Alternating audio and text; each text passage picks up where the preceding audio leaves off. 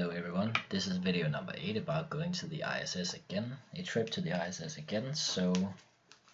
But this is just a little bit more complex, where we're going to have to calculate the launch azimuth, and we can also figure it out by using an eventual add-on MFD to calculate the launch azimuth in a more easier way. So let's go to the checklist scenario and press the quick start scenario.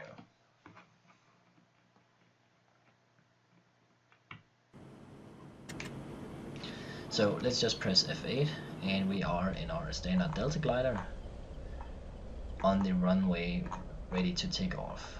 But we're not ready yet because we need to do some things before we can take off and go to the ISS. So let's start with bringing up the aligned plane MFD and target the ISS. And next you go to your map MFD, press display, and you need to set this to orbit plane by pressing MOD and press OK. So we want to zoom in a little bit, like this is fine.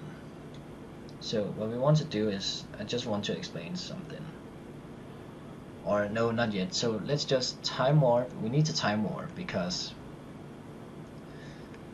it's already too late to take off.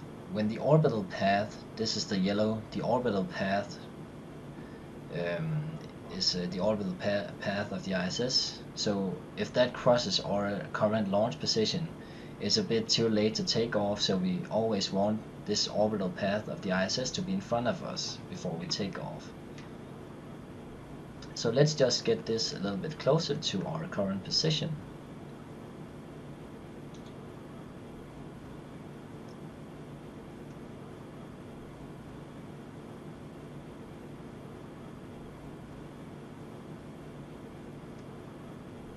Okay, so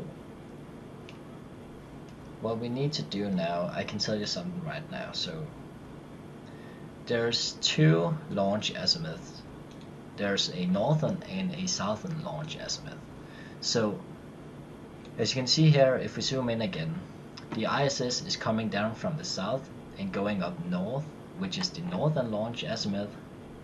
And then if we time warp again, just past our takeoff window, now it's coming from the north and going south, which is the southern launch azimuth.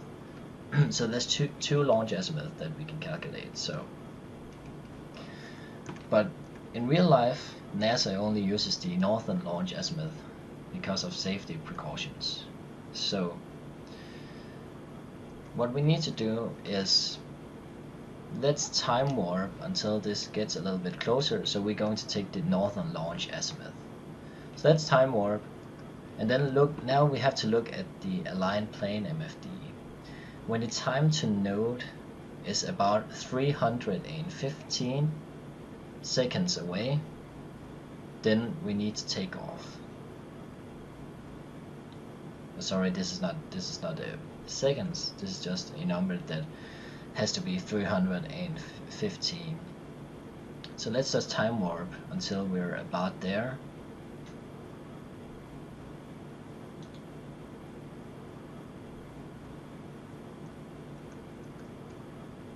Okay, so we're pretty close right now. So what we need to do now is that we can go ahead and pause. So what we need to do now is that we need to know we're only 10 seconds away from taking off.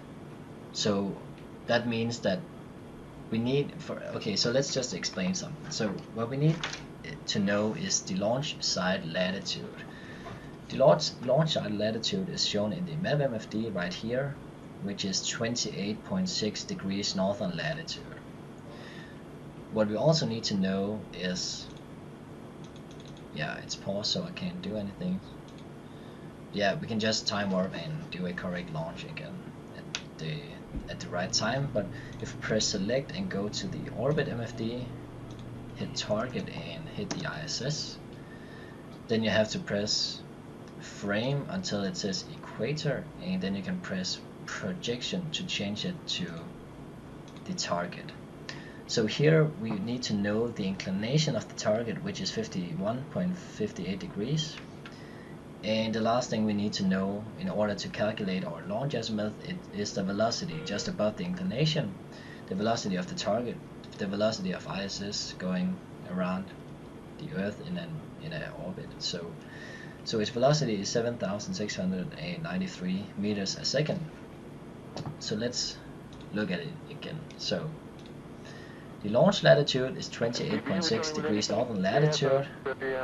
The orbit inclination is 51.58 degrees, and the velocity of the orbit is 7,693 meters per hour, or meters per second. So the velocity changes over time, which means that we need to get as close to the point of takeoff as we can, which is why we were only 10 seconds away from takeoff when we looked at these numbers, because these numbers update, the velocity updates all the time.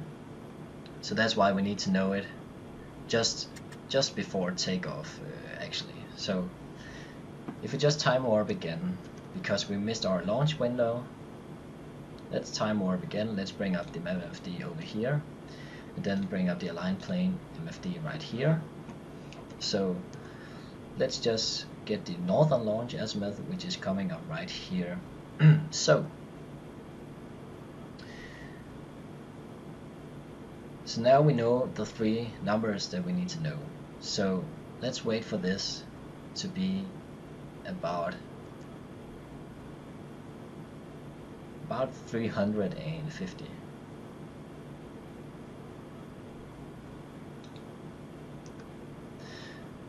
So yeah, the launch latitude doesn't change, and then we can just look at the orbit MFD.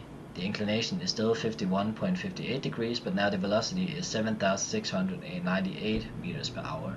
So we need to note that the velocity only changes from the target. So this is what we need to write down, and when we have that number, now it changes again. You can see 7,699 meters per second. So now we need to pause. Now we have the three numbers that we need. Now we're only a little bit away from takeoff, because it's about 35 seconds before we need to take off. And what we need to do now is that we need to go to the calculations, and you need a good calculator for this, or a program like Maple that can calculate such things. So let's look at it. Okay, so let's take a look at how to calculate the launch azimuth. So we just figured out the orbit inclination and the launch side latitude and the velocity of our orbit. So now we need to calculate the launch azimuth, which is denoted by a B, and the launch side latitude is denoted by something we in Danish call Ø, and then we have the orbit inclination, which is denoted by an I.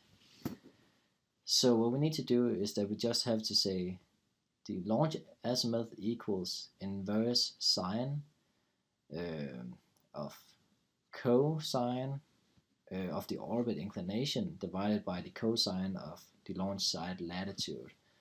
So we just if we just put in the numbers, let's do that. So we have the I, which stands for the orbit inclination, which was 51.58, and then we have the Ø, which is the launch side latitude, which is 28.6, and then we press enter, which is about 45 degrees. So right now our launch azimuth is 45 degrees, and now we could just take off and go to the ISS. You think, but we can't actually do that, because we need to also have the Earth's rotation when we calculate this. So that's why we need the velocity of the target's orbit. So this is just the inertial launch azimuth, which is denoted by B, inertial, because the B stands for launch azimuth, so inertial launch azimuth. So this is just a launch azimuth that we need in order to calculate the real launch azimuth. So in order to calculate the real launch azimuth, now that we have the inertial launch azimuth of about 45 degrees, we need to do a little bit more complicated stuff. So so let's just take a look at the final launch azimuth with the Earth's rotation. So it says B rot, which is just the launch azimuth with the rotation of the Earth, equals inverse tangent of Vx rot divided by y rot.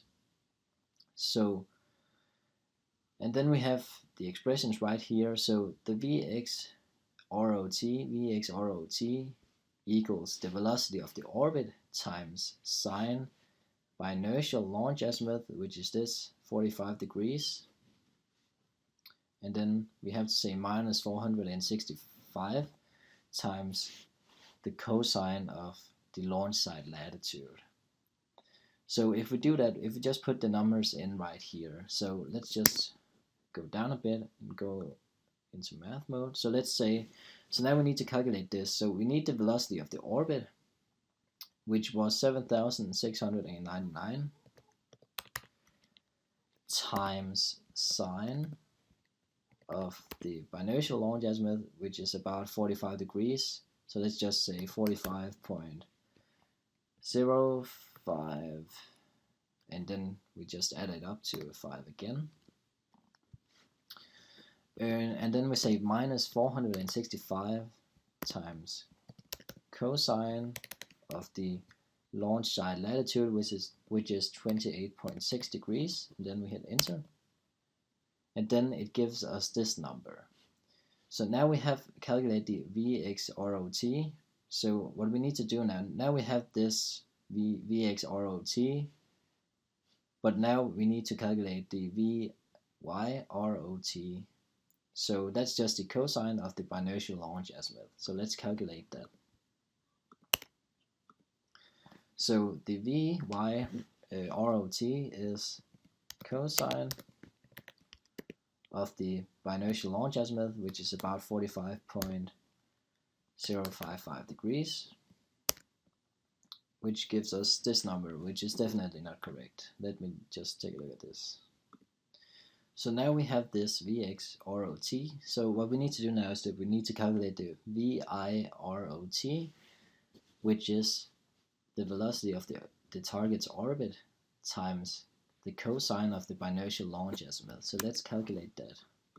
So the velocity of the orbit was 7,699 times the cosine of the biinertial launch azimuth, which was about 45.055 degrees. Then we hit enter, and now we need to divide these two numbers. So we need to divide the Vx ROT with the Vy ROT. So, and we need to put inverse tangent in front of it. So inverse tangent, and then we say 5,040.98 divided by Vy ROT, which is 5,438.79, and then we hit enter. And right now this is the launch azimuth that we need to follow. So this is our heading when we're going to the ISS. So now we have calculated the heading, and it wasn't really that tough when you just when you see the logics of it. So it's pretty logical, but at first sight it seems a little bit difficult, but this is how you want to do it. So this was the inertial launch azimuth, and this is the final launch azimuth that we need to use. Okay, so instead of calculating the launch azimuth, which is a little bit more complicated and maybe very complicated for beginners, then you can actually go ahead and download something that is called a LaunchMFD, which is an add-on, which is a great add-on if you want to save time, which is very good and very easy to use, and it will be in the description down below. It's called the LaunchMFD, and you just click it, And what the only thing you have to do, you don't have to look at the orbit's inclination or something like that, velocity or anything like that. You just have to type in your target, which is going to be the ISS. And then you have the two kinds of launch azimuth that you want. You have the northern launch azimuth, which is 42.89 degrees, and you have the southern launch azimuth, which is 137.11 degrees.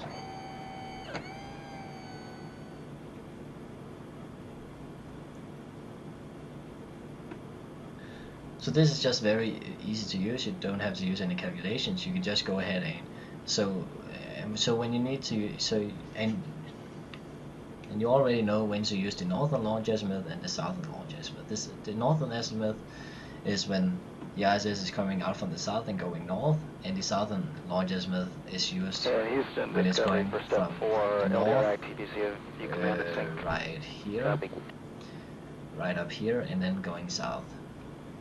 So this is just a very easy and quick way to figure out the launch azimuth and still arrive in orbit with a very small alignment burn.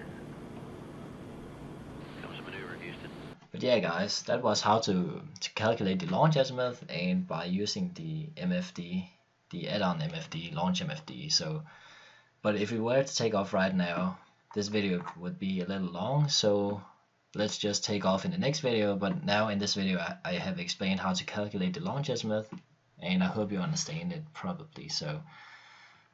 So see you in the next video.